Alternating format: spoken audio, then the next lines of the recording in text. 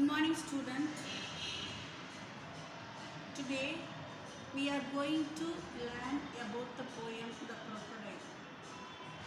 Do you know where the crocodile lives? The crocodile lives in water. As a human being, we have parts of the body. Like that, the crocodile also having organs. Your activity is write the parts of the body of the crocodile. Now I read the glossary. We repeat. Death. An expression of Old English for dust. Repeat. Death. An expression of Old English for dust. Death means dust. Improve. To become better than before. Cheerful. Happy. Gently. Softly. Mildly. Again I repeat. Death, an expression of Old English for dust.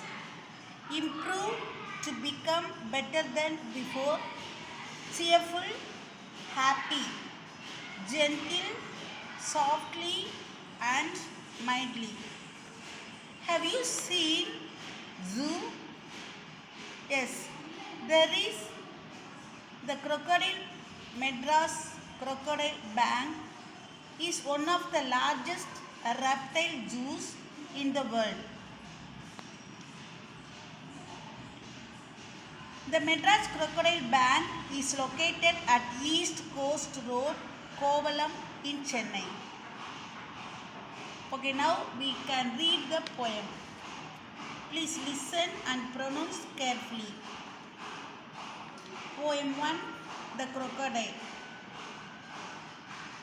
How doth the little crocodile improve his shining tail and pour the water of the Nile on every golden scale?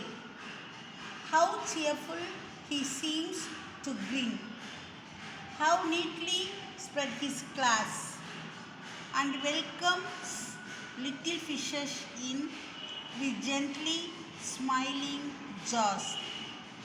It's written by Lewis Carroll. See, now I describe about the poet. Lewis Carroll was an English writer. His most famous book is Alice in Wonderland.